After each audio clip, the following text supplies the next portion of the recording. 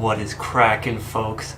I'm Dylan and you're watching H3 Humper. Today I'll be showing you how I replaced the CV axle on my H3 Hummer. First, while the wheel is still on the ground, be sure the parking brake is on and chock the wheels. Take a big breaker bar and break that axle nut loose. Now I'm just breaking these lugs loose and then I'll continue jacking it up.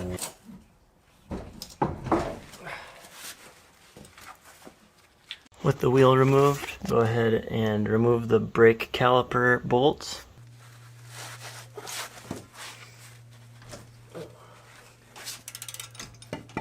I'll remove this bracket here holding the brake line so I can get a little more travel with that.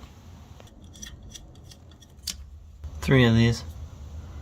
One of them here, one here, and one up here. I've got an old suspension spring over here, and I can set the caliper on that so it's not kinking any of the brake line.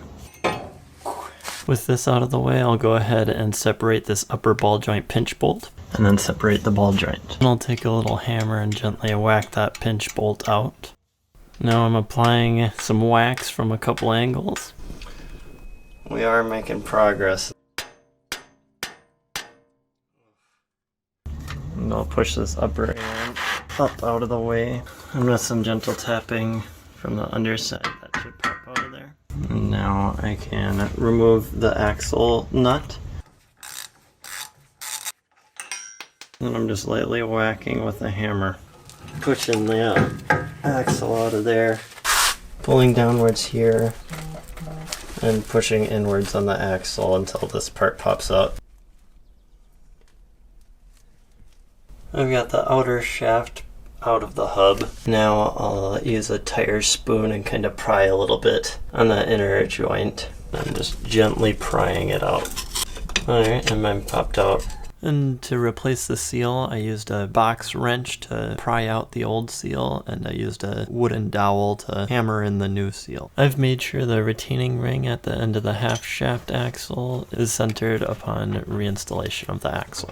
Got the CV axle kind of pushed in there, but not quite in the hub yet, so I'm going to use this wooden dowel and a rubber mallet to kind of whack it into place.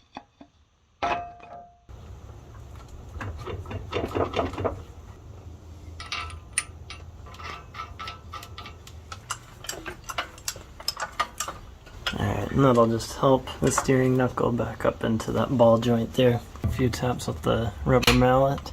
Now we'll put that pinch bolt back in there. Tie rod end reconnected. Still need to torque that down. I resecured the ABS line here. Resecuring the brake line bracket. And I can reinstall the rotor and put the calipers on. I like to use a lug nut just to hold this secure. And make sure the brake line is not twisted or kinked or anything like that. Got the calipers torqued back down, tie rods torqued down, upper ball joint pinch bolt torqued down. Got my brake line running nice and smooth, no kinks or bends. Now I can go and reinstall the tire. With the wheel torqued down, I'm gonna go ahead and lower the jack, and then I can torque down the axle nut. Torque to 173 foot-pounds. And reinstall the center cap, and this one is good to go. Ready to ride. Thanks for watching.